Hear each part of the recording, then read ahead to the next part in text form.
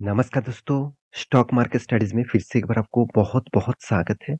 तो आज यहाँ पे मैं डिस्कशन करने वाला हूँ एक ऐसे कंपनीज़ के बारे में जो देखा जाए तो एक खुद स्टॉक ब्रोकिंग कंपनी है। देखिए स्टॉक ब्रोकिंग कंपनी तो आप सभी जानते हैं, आपने किसी न किसी कंपनीज़ के ऊपर डीमैट अकाउंट ओपन करके रखे ही है। अगर आप अभी तक आपने डीमैट अकाउंट ओपन नहीं किया तो नीचे लिंक है, जाकर अकाउंट ओपन कर सकते हैं, फ्री ऑफ कॉस्ट है।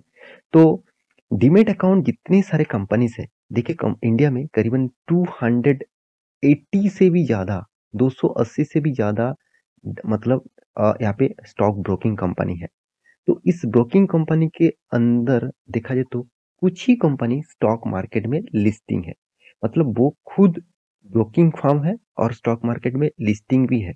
तो उनमें से आज जिस कंपनी के बारे में बात करूंगा वो इंडिया के स्टॉक मार्केट में लिस्टिंग हुआ जितने सारे कंपनीज है उनमें से मार्केट कैप के हिसाब से नंबर 1 है।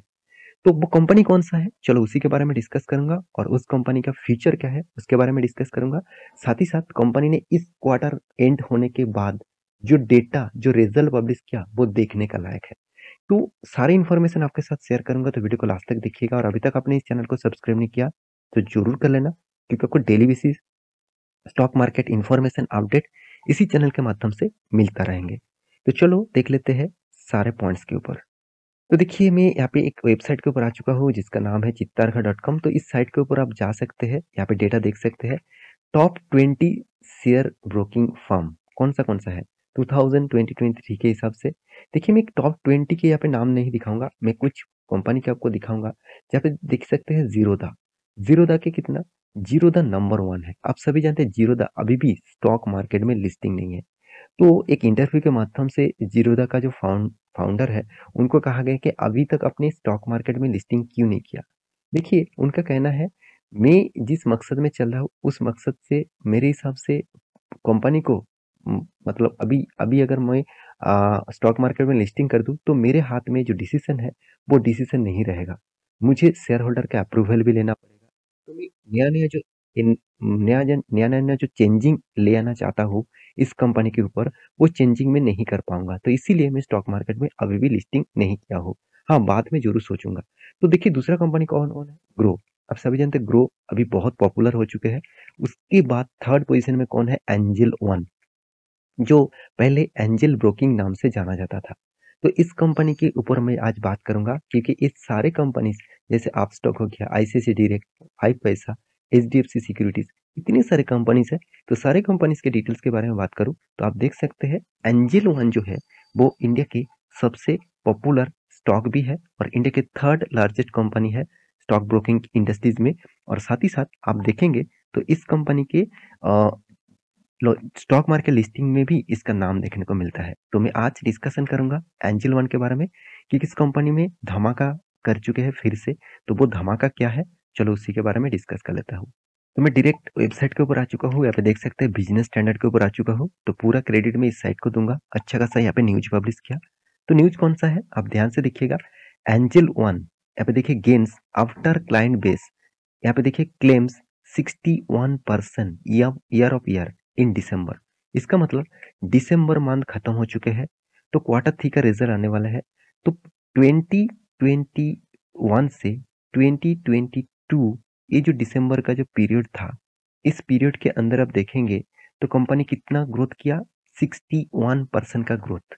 देखिए 61% का ग्रोथ कोई छोटा मोटा ग्रोथ नहीं है। तो क्लाइंट बढ़ाना, देखिए स्टॉक ब्रोकिंग में आप सभी जानते हैं कितने सारे कंपनीज है, मैं आपको बोल चुका हूँ। अगर मान के चलिए इंडिया का ग्रोथ हो रहा है, बहुत सारे लोग स्टॉक मार्केट में निवेश करने के लिए आ रहा है, तो उस हिसाब से देखा जाए तो क्लाइंट भी बढ़ना चाहिए था। तो क्लाइंट बड़े जितना बड़े उतना ही बहुत सारे कंपनी मार्केटिंग कर रहा है। तो उस मार्केटिंग में जो अच्छा खासा फैसिलिटीज देंगे उसी के ऊपर लोग निवेश कर रहे हैं। तो देखिए अभी मैं आपको बता दूं, मैं यहाँ पे कोई प्रमोशन नहीं कर रहा हूँ। देखिए एम स्टॉक जो है वो क्या करते हैं, वो फ्री ऑफ कॉस्ट अब डिलीवरी चार्जेस को पूरा फ्री कर दिया। 5 पैसा क्या करते हैं, उसका भी डिलीवरी चार्जेस अभी जितने सारे कंपनीज हैं वो क्या कर रहे हैं, अभी एक ब्रोकरेज जो है जो सबसे बड़ा ट्रेडर्स के लिए, इन्वेस्टर के लिए सबसे बड़ा मतलब एक कारण बनता है, उसको प्रॉफिट होने के बाद, लॉसेस होने के बाद भी देना पड़ता है एक एक्स्ट्रा खर्चा, वो अभी बहुत कम हो चुके हैं। तो करीबन यहाँ पे एंजल वन में भी सबसे सस्ते दामों में यहाँ पे क्या करता है, ब्रोकरेज लेता है। तो इसीलिए एंजल वन उस मार्केटिंग के हिसाब से 61% यहाँ पे ग्रोथ कर चुके हैं। तो यही एक पॉइंट्स है जिस पॉइंट को आपके साथ शेयर करना चाहता था। आप देख सकते हैं Angel One advance 2.51% to rupees 1349 after the brokerage company set its client base jump 60% to 12.51 million. तो दिसंबर 2022 में इसका मतलब पिछले बार कितना था, 7.78 मिलियन था। देखिए 7.78 मिलियन भी बहुत ज़्यादा था, तो इस बार उसको कितनी बड़ी तरीके से बीट किया सोचिए, 12.51। तो इस बीट होने के कारण स्टॉक में तो कुछ ना कुछ तेजी देखने को मिलेगा ही। तो आप ध्यान से स्टॉक के 5 दिन का चार्ट पैटर्न देखेंगे तो जब रिपोर्ट आया था उसके बाद देखिए पिछले दिनों में कितना शानदार एक मोमेंटम दिखेगा। तो यहाँ पे देखिए अच्छा खासा रैली तो दिखा था, मार्केट गिरावट के कारण रिकवरी भी हुआ था। क्योंकि देखिए ये एक मिड कैप टाइप कंपनी है, एक स्मॉल कैप टाइप कंपनी है, तो उस हिसाब से यहाँ पे वोलेटिलिटी तो ज़्यादा दिखेगा। जब ओवरऑल मार्केट गिरते हैं, ओवरऑल मार्केट भागते हैं। देखिए भागने के टाइम में स्टॉक में अगर तेजी ना भी दिखे तो कोई बात नहीं, अगर ओवरऑल मार्केट अगर गिरते हैं तो जितने सारे mid cap small cap type है वो ज़्यादा से ज़्यादा यहाँ पे गिरावट का माहौल दिखाता रहता है। तो मेरे कहने का मतलब है यहाँ पे कंपनी ने जो डेटा पब्लिश किया वो ऑब्वियसली एक बहुत बड़ा डेटा है। उस डेटा के हिसाब से एक चीज तो क्लियर हो गया, इन्वेस्टमेंट भी बहुत तेजी से हो रहा है एज ए स्टॉक मार्केट में। साथ ही साथ स्टॉक ब्रोकिंग कंपनी भी तेजी से ग्रोथ कर रहा है। तो देखिए अमेरिका के हिसाब से देखा जाए तो इन्वेस्टमेंट इंडिया में बहुत बहुत कम परसेंटेज है, अभी भी बहुत बहुत कम परसेंटेज है। 5% तक भी अभी तक इन्वेस्टमेंट नहीं हो रहा है। तो अमेरिका में तो करीबन 25-35 से ऊपर इन्वेस्टमेंट देखने को मिलेगा। तो जब 5% से जब इंडिया 15% तक चला जाएगा तो सोचिए इंडिया का क्लाइंट बेसिस इस सारे कंपनीज का कितना ज्यादा ग्रोथ होने वाला है। तो उस हिसाब से अगर सोचा जाए तो एंजल वन में एक फ्यूचर में एक पोटेंशियल है। अगर दूसरी ओपिनियन से सोचा जाए कि मार्केट में 280 से भी ज्यादा कंपनीज है, कौन सा कंपनी कितने फैसिलिटीज देंगे तो कस्टमर क्या करेंगे, वो पोर्टफोलियो को ट्रांसफर भी करा सकते हैं। यहाँ पे एक चीज हमेशा याद रखना, जब सीडीएसएल एनएसडीएल के पास आपके जो शेयर्स है वो पड़े रहते हैं, आप किसी भी कंपनी से दूसरे कंपनी को शिफ्ट कर सकते हैं विदाउट मतलब कोई भी ब्रोकरेज कोई भी चार्जेस ना देकर। तो यही बड़ा प्रॉब्लम्स है इस सारे ब्रोकिंग कंपनी का। अगर मान के चलिए आपके पास एंजल वन का अकाउंट्स है, आपने इसके ऊपर स्टॉक निवेश करके रखा, तो आप सोच रहे हैं कि एंजल वन ज्यादा से ज्यादा चार्जेस करने वाला है, दूसरा कंपनी फ्री ऑफ कॉस्ट देने वाला है लाइफ टाइम में, तो मैं यहाँ पे शिफ्ट होना चाहता हूँ। तो इस तरीके से कस्टमर अगर भागते जाएंगे तो एंजल वन नहीं सारे कंपनीज के ऊपर दिक्कत आते रहेंगे। तो ये भी एक वीक पॉइंट्स है। तो हर पॉइंट्स के आपके साथ मैं इसीलिए शेयर करता हूँ क्योंकि आपको भी पता चले कि जो कंपनीज के ऊपर आपने निवेश करने का फैसला लिया वो कंपनी क्या सही में आपको फ्यूचर में अच्छा खासा रिटर्न दे सकते हैं। देखिए एंजल वन के एक चीज मुझे और भी अच्छा लगा, वो एक कंपनी सिर्फ स्टॉक ब्रोकिंग कंपनी नहीं है। आप ध्यान से देखिएगा कंपनी एक सिक्योरिटीज कंपनी है, साथ ही साथ एक कंपनी देखिए एक एनबीएफसी है। तो देखिए यहाँ पे कंपनी का कहाँ कहाँ से पैसा आता है, ग्रॉस ब्रोकिंग से, मतलब कंपनी का ब्रोकिंग के ऊपर लोग देखिए आप ट्रेड करते हैं, इन्वेस्टमेंट करते हैं, उसके हिसाब से आपको ब्रोकिंग चार्जेस देना पड़ता है, ये तो आप जानते ही है। तो उस हिसाब से 68% का कंपनी कमाते हैं रेवेन्यूज। इंटरेस्ट डिपॉजिट, मतलब इंटरेस्ट डिपॉजिट क्या होते हैं, देखिए दो तरीके से डिपॉजिट यहाँ पे होता है।